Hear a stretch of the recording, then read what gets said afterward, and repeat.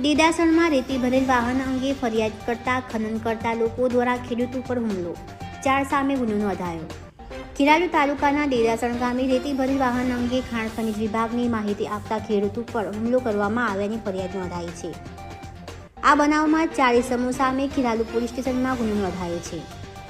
ફરિયાદી વિજયભાઈ વિષ્ણુભાઈ અંબારામભાઈ રાવળ, ઉંમર વર્ષ 28, વ્યવસાય ખેતી, રહે દેદાસણ, રાવળવાસ, તાલુકો ખેરાલુ, જિલ્લો મહેસાણા મુજબ તેઓ દેદાસણ ગામની ડેરી નજીક ઊભા હતા। તે દરમિયાન રણજીતસિંહ વિજુસિંહ પરમાર, રાજેન્દ્રસિંહ જેણુસિંહ પરમાર, જોરાવરસિંહ ગોપાલસિંહ પરમાર અને ભૂપતસિંહ વિજુસિંહ પરમાર તમામ રહે દેદાસણ ત્યાં આવી પહોંચ્યા હતા।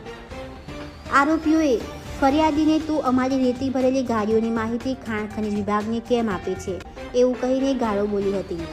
ત્યારબાદ આરોપીએ રણજીતસિંહે એની પાસેની છરીથી ફરિયાદીના ડાબા હાથ ઉપર ઘસરકો કર્યો હતો અને આરોપીઓએ ગળદાપાટુનો માર માર્યો અને જાનથી મારી નાખવાની ધમકી આપી હતી।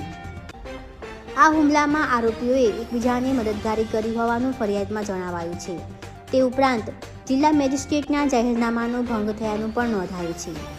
ખેરાલુ પોલીસે ફરિયાદના આધારે ગુનો નોંધી વધુ તપાસ હાથ ધરી છે।